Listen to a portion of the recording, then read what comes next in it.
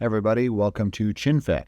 In this episode, this is the third episode actually I've been doing on proxies. The previous two episodes that I've done are what I would call the proprietary Premiere Pro proxy workflow. Major alliteration there, but yeah, very proprietary to Premiere. And one of the things about that sort of function is that you have to have your high quality media and your proxy media available on the same, basically on the same hard drive. Not necessarily on the same hard drive, but accessible by the software. So you have to have your high quality footage and your proxy footage with you. Now I'm going to be going over the old school method here. And the old school method is still very much used in the industry. It's used in post-production all the time, where an assistant editor or a DIT will proxy the media and hand it off to the editor, and the editors don't necessarily have access to the high quality media. They don't need it. They're going to be doing the editing, and then once they're done with the editing, they'll hand that off to the colorist, and then the colorist will take the edit from the editor and they will relink it to the high quality media in something like DaVinci Resolve and do the color grading on it. So we were showing the old style process, which let me be clear about this. You do not need to have the high quality media with you, which is nice. And then if you're taking something home from the studio or something like that, you can take it home and edit it on your laptop at home because it's such small media and you don't need to transfer the terabytes and terabytes of footage over from, say, a feature film. In fact, that's one thing that they said that they did on the movie Gone Girl, David Fincher film, is the editors were taking proxy files home and editing the feature film, Hollywood film, at home. All right, so let's get started. This is the old school here. This is the old school method. And one big difference that you're going to notice when you proxy your media, the old school method, your footage is going to have the exact same name as the original media, with exception of the extension. Like right here, that extension, it'll get rid of that and replace it with an MOV. Down here, MP4s, these are the DJI already have MOV, so it'll be exactly the same name, but down here it'll be the same clip name, but it will replace MP4 with MOV, and these RED files, which are R3D files, will be replaced with MOVs. So all these files will be MOV files rather than the original high-quality media. And in the Premiere Pro proprietary method, they use the files that are converted are named after the actual clips. That is the clip name right here that this was named, but they also add underscore proxy. So like I said, your footage will not look like this. It will actually look like that. It'll have the actual name without that proxy name. So the name is exactly the same, just sometimes with the exception of a different extension. And the software will oftentimes ignore that extension and just read the name of the file as the source footage. So keep in mind that the proprietary method doesn't work for just taking the proxy footage home and editing. That will not work. Don't use those because they will not relink to the high quality media if you take them outside of the proprietary method and just edit the proxy files. So let's show you how to do the old school proxy method here. What you need to know, first of all, is similar to previous proxying with Premiere Pro, we were showing you how to look at the attributes here. What we're going to want to do is there's some things that we're going to want to match here. First of all, you definitely have to match the audio type. This is a stereo file, so your proxy media will need a stereo file. 24 frames per second, that will have to stay exactly the same. This has to be 24 frames per second when we convert these to proxies. And then another thing that needs to stay the same is the name, with the exception of the extension. The extension will change, but the name has to stay exactly the same. Some other things that have to stay exactly the same. It does have to match your time code, where your time code starts and where your time code starts and where your time code ends. It needs the time code to be identical to match it when you relink the edit to your high quality footage. It will be able to do that by time codes and by names. So those things have to be exactly matched. The thing that is not going to be matched is we're going to remove a lot of color data off of these files, especially if these are raw files here. The RED files are raw files. Those ones we're going to remove a lot of color data from. We're going to add a look to them, because all this footage that I have here is shot in what's called logarithmic LUT, which is very flat looking color-wise. If we open one of these up here, our footage is very, very flat. It's very grayish and kind of devoid of color. That's going to change when this gets color graded. When we add a LUT to it, it will change it. And why the logarithmic LUT does this is it doesn't make it so contrasty that it crushes the highlights and the darks and makes those details irretrievable. It's pushing everything more towards middle gray to preserve the details in the dark areas and in the highlight areas. Another thing that we're going to compress and remove from this is resolution. Right here, 4096 by 2160. We're going to cut the resolution in 1/4 and take it down to 2048 by 1080, which is literally 1/4 the amount of pixels per frame that you're dealing with. So at 1/4 the size and a lot of color depth removed, these files will run really, really quickly, and they edit really, really quickly. So this resolution here, 4096 by 2160, we want to match the aspect ratio. That's another thing that we want to match is the aspect ratio. If you don't, it's not a huge deal. It'll letterbox it or pillar box it, which is putting kind of letterbox bars on the left and right-hand column instead of on the top and bottom. I don't want anything letterbox. I just want it in its proper aspect ratio. So we'll shrink it by 1/4 and maintain the aspect ratio. And one way of doing that is taking both these numbers and cutting them in half. In a compounding manner, will reduce the pixel count by 1/4 here. Half of 4096 is 2048, and half of 2160 is 1080. So that's going to be our new resolution there. So let's get started. We're going to open Media Encoder, and we're going to send these to Media Encoder to create proxy files. So Media Encoder is open. We can go back to Premiere here, and I'm going to select, and I'm going to do these in groups here because each one of these, you'll notice, this is 24 frames per second, then 23.976 for the rest of these. But some of them will have different resolutions. This one is also, the DJI is a different frame rate, but still 4096 by 2160, 4K. If I click on the Sony footage here, this is 3840 by 2160. That's a 16 by 9 aspect ratio, whereas 4096 by 2160 is a 1.89 to 1 aspect ratio. So, and if you simplify 16 by 9, it's 1.78 to 1 rather than 1.89 to 1. And this one is a 1.89 to 1 aspect ratio. The Sony footage is a 1.78 to 1 or 16 by 9 aspect ratio. And the RED footage is actually a 2 to 1 aspect ratio here. So, and also on the RED footage, we have 2 mono channels here, audio channels. On the Sony, we have a stereo channel. And on the DJI, we have no audio. So we're going to match those properties here. And let's get started. I'm going to start with the Blackmagic footage first of all. So I'm going to hit Command M, or it would be Control M on a PC, and it will bring open the Export Media window here. And we can pretty much do all of our settings like right here inside of Premiere Pro and then send it to Media Encoder. So under Format here, I'm going to pull this down and we're going to use QuickTime ProRes proxy files, which is a really smooth optimized codec, and it runs really, really well on most PCs and most Macintosh computers. So next I'm going to go under the Video tab here. And now that we've selected QuickTime, the QuickTime options are all listed right here. And I'm going to use Apple ProRes 422 Proxy. Now my frame size here by default will be checkmarked and will say based on the source. I don't want it to be the same resolution. I want to take it down to a different resolution so it runs smoother. I'm going to uncheck this. I'm going to pull this down and I'm going to go to Custom. And I'm going to type down those numbers that we cut in half from 4096 down to 2048. That's half of 4096. And then over here, half of 2160 is going to be 1080. So we have a resolution and matching aspect ratio of 1.89 to 1 by using a resolution of 2048 by 1080. If we open up our calculator and the way you figure out your aspect ratio is by proportionally lowering the numbers till your height is at 1, where the lower number is simplified to 1. What would this number be proportionally, the 2048? We can show you by doing this. You divide the higher number by the lower number. 4096 divided by 2160. We'll take 2160 down to 1 and show you what 4096 is. 4096 is 1.89 to 1. And now let's do 2048 divided by 1080, and we also get 1.89 to 1. Our aspect ratio is matching. It'll be the same. Proportionally, it'll be the same width and height as your original footage. All right, once that's done, you can leave this check marked. It's going to read the 24 frames per second, and it's going to match that frame rate as well. I did not want to match the resolution because I want the file a lot smaller. Moving now to audio, we are going to make sure that we're exporting out audio here. And the default audio is going to be stereo. This is stereo footage here. If you click on more, it will show you that this is listed as stereo. That is very important to match, or when you try to relink the proxy to the high quality, it will not work because the audio properties do not match. And then I want to go to my effect tab here, and I want to add a LUT to it so the editor doesn't have to look at that flat footage that you saw before. So I'm going to checkmark Lumetri look, and you can find the LUTs, these looks that are applied to your log footage online. If you Google like Blackmagic 4K LUTs, it will bring it up, and usually the cameras on their own websites will have these LUTs that you can download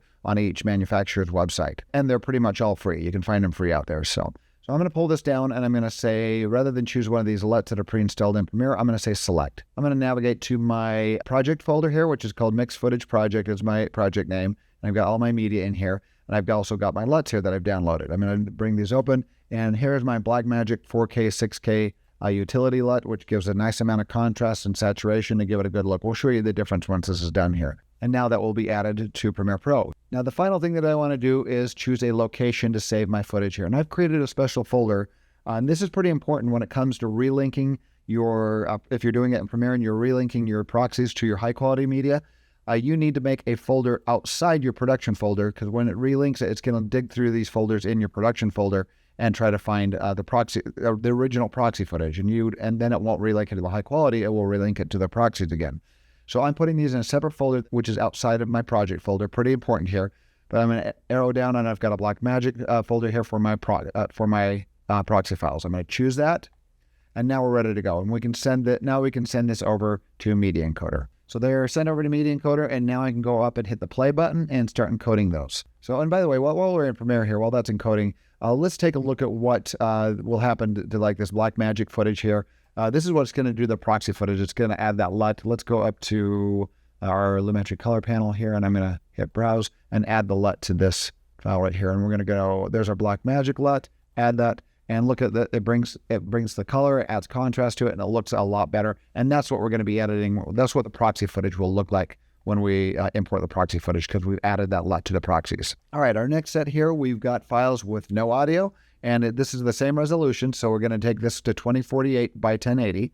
I'm going to select all this footage here, hit Command M or Control M on a PC as in media. And these are going to be a little bit different. So let's look at what we've got here so far. These are the previous settings from my previous clip, and some of these can stay the same. We have the Apple ProRes proxy at 2048. It matches the same, it's the exact same resolution, so these resolutions work here. So this 1/4 of the resolution works down here. Let's go to audio. Audio, the DJI file, if you go back to Premiere, the DJI file has no audio. And the way you can tell that is by going back to our Edit Here page. If you select this, first of all, if you have a clip like this has the film means it has video, and this waveform means it has audio attached.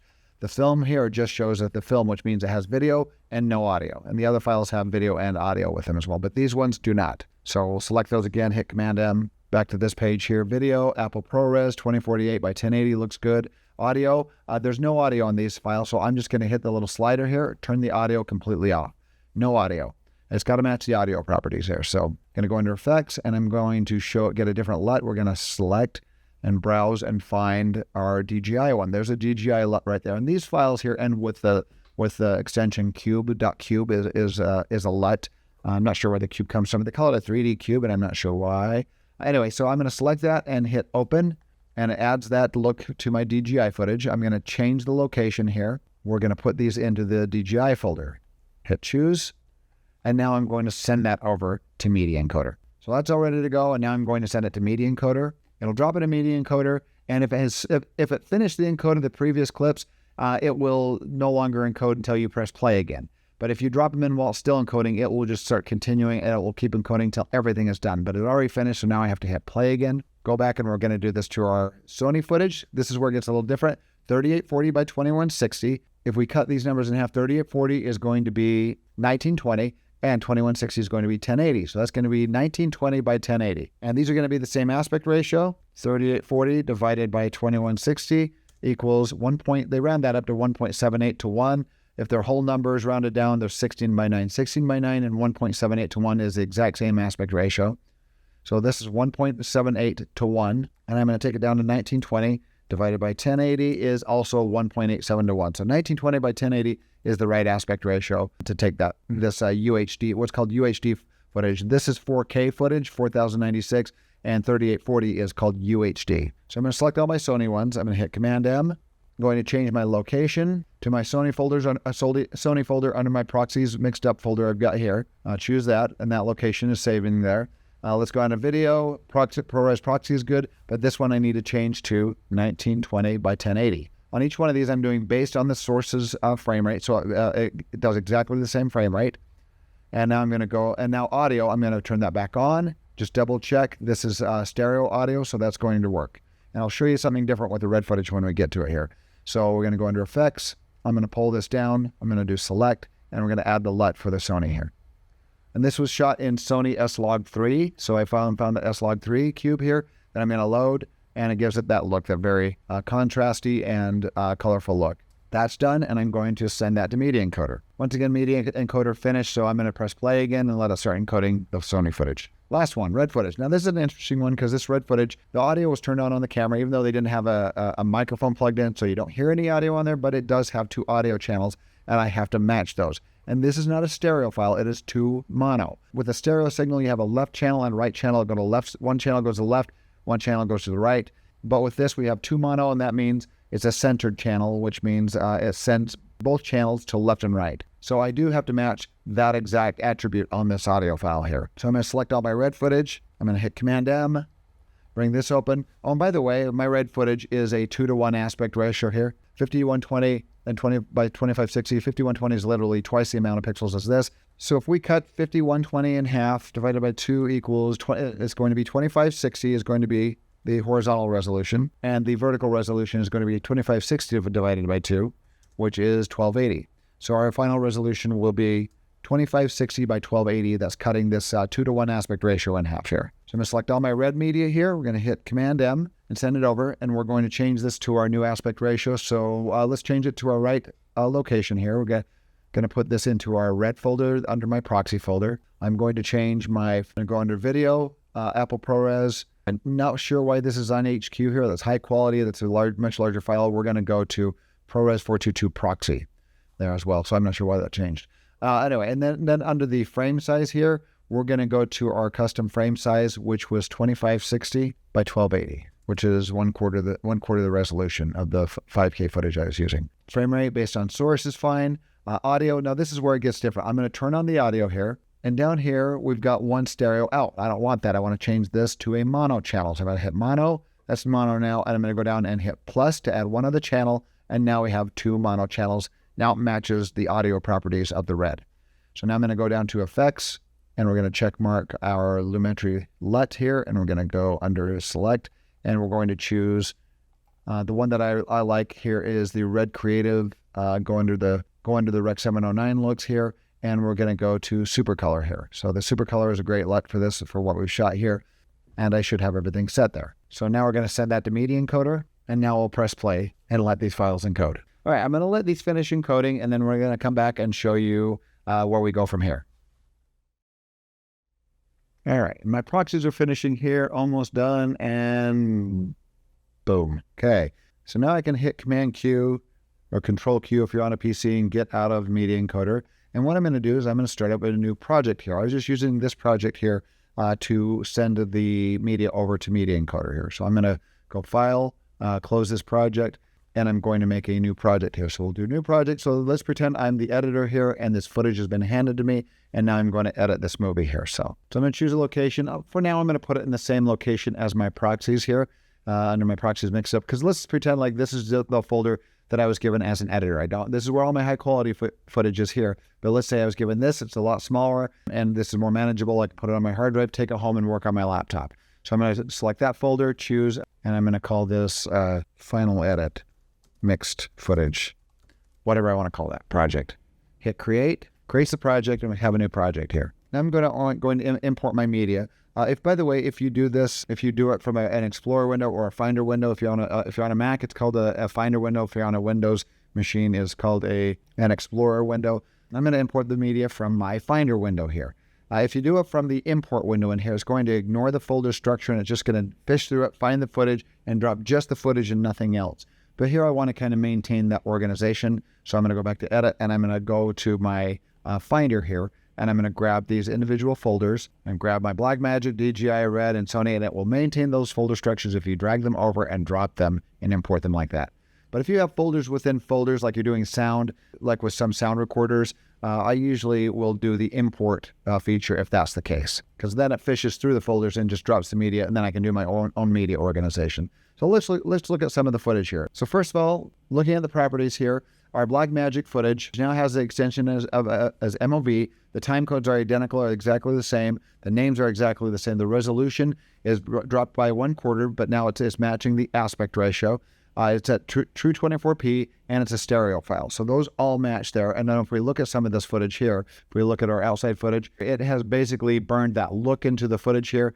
So let's go back and let's look at our DJI footage. Hit plus a couple times to increase my thumbnail size here. And the DJI footage, you see just a film strip. There's no audio. It's matched the frame rate at 23.976. And the resolution has been taken down proportionally to 2048 by 1080. We double click on it, and it's added the look to the footage here. It's no longer in log. It looks very contrasty and colorful. So the look has been added to that as well. The red footage, we select that. It's got the audio and the video, and it is matching with 2 mono audio channels. It's got the 23.976 frame rate. It's still a 2:1 aspect ratio. That's at 1/4 the resolution. And if we go down to our Sony folder, same thing. This is now at 1920 by 1080, which is 1.78 to 1 aspect ratio, matching the same aspect ratio. It's stereo file as well, 23.976. So everything is matching here. And if we double click on that, and the footage looks very colorful and looks very contrasty. So it's added the LUT to everything here. So everything's looking good. So now I can start editing my movie. Let's say I'm going to create a timeline here. This footage really doesn't make sense. This is a whole bunch of just random different footage. But let's say we're editing our movie together. Here's a little bit of a green screen. Do an edit there. Let's grab one file from each one here. Grab one of my drone shots. Let's drop some footage in there. Grab our red footage. Drop a shot in there. And grab one of our Sony files. All right, highlighting. Drop that in there. All right, so now I've got 4 different files. Let's say that is my edited movie right there. I know it's really simple, and I've mixed footage in here. And you can see the different aspect ratios. My timeline is 2048 by 1080, matching that resolution. So this is a little bit wider, so you moved over to this footage. That is also 2048 by 1080, so it's the same aspect ratio. But if you move over to the red footage, it's a little bit wider, so it letterboxes it to fit it in there. And then if you drag it over to the Sony, this is less wide, so it does what's called pillar boxing on the side to fit it into this resolution. So different aspect ratios from different media, from different cameras. All right, so let's say my edit is done here, and I want to relink this to the high quality file. And one good thing with proxy footage is one thing that you'll notice here is that when you're editing, this is basically what proxy footage looks like. Look how smooth this keeps up with like every single frame. When you're editing with 8K RED footage, 4K Blackmagic footage, H.264 drone footage, it's a 4K. It can get really choppy if you're trying to stream through it like this, but this is moving smoothly. And one thing that I really like about proxy footage is when I immediately hit play, here we go, 3, 2, 1, play. It immediately responds. The 4K footage, when you try to play some of that stuff back and it's not proxy, you'll hit play and it will pause for about a half a second and then start moving. And if you hit rewind and forward, it'll pause for a second and then it will try to catch up. But here, if you hit like J to rewind, immediately. L to go forward, immediately. And you L fast forward and it does it just really, really smooth. Everything operates very smoothly. It edits smoothly. It's great to edit this footage. So now what I'm going to do, now I'm done editing, say I want to relink my proxy footage back to the high quality footage. So a couple things I'm going to do here. First of all, I'm going to save my progress, Command S, and I'm going to Command Q out of Premiere completely. I'm going to take my project file. This is important here. You're going to take your project file. In fact, I can, rather than just move it, I'm going to copy and paste it here. I'm going to Command C, copy it out of my proxy folder, and I'm going to go into my production folder here, which is this mixed footage project folder. There's my proxies right there, and this is my final project footage folder with all the footage in it, all the high quality footage. I double click on that, and I'm going to paste my project file in here. So I've got my project file right there, and this is another little trick. When you open this project file, the first thing it's going to do is it's going to look for the original location where the proxy files were saved on your hard drive. So this is a little trick. This is what I do. There's other ways around this, this is what I like to do. So I like to go to the proxies mixed up folder where I did my edit out of, and I'm just going to change it by one letter. I can just get rid of like up. There we go. And now it will not find that folder at all, and the next default, when it can't find that proxy footage based off of the folder name, it's just going to start digging through the folders where the project file is. So, and it will find all that media. And sometimes you have to tell it just where one of the files is, and it will find all the footage for you. So let's give this a try. I'm going to open up Premiere Pro 2024. It found some of the footage. It found my DJI because it has the .mob. So what I can do down here is go down and say, ignore, don't match the file extension properties, just the file name. Another thing that I like to do, I hate using their media browser to find it. It looks like this, and I can't stand their media browser. So I'm going to cancel that. I'm going to uncheck this. I just like the regular Finder window in a Mac or the regular Explorer window in a PC. But now I just have to find one file, and then as long as you have this relink others automatically, it should find everything else. So I'm going to tell it to find this one single file right here.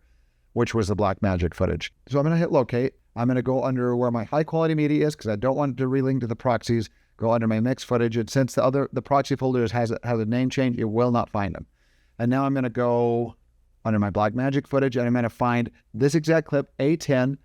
Here's the name up here, A10, the 5312305, and clip 7. So it's that one right there, and I'm going to relink it. It will ignore the extensions now, so I uncheck that. Hit open, and look at this. It found all the footage, relinked it, and now you'll notice my footage is in log again. It's very flat because we're going to color grade this on our own, and that's what we want to do our color grading. We want to do our own manual color grading on this footage. But now it looks flat and ugly. And notice right here, head chopping off. And why is that? Because we are in a 2048 by 1080 timeline, and this is relinked to the 4K footage, the 5K footage, the UHD footage, and it's cropped in because it's in a smaller timeline. So all we have to do here is change our final timeline, go to sequence settings, and I'm going to make this a bigger timeline now. We're going to call it 4096 by 2160 is the higher resolution.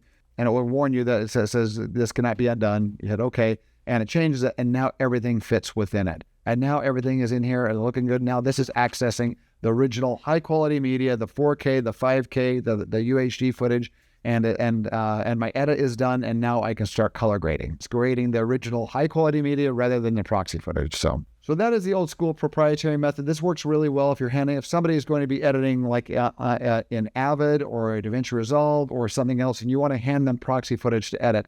This old school method helps where you can just hand them the footage. Once they're finished with their edit, they will send you what's called an edit decision list, and you relink those edits in whatever software you were working in back with the original high quality media. So hopefully that helps, and thank you for watching ChinFat. And if you have any questions or comments, please post them. And I guess subscribe and like and all that stuff. So thanks.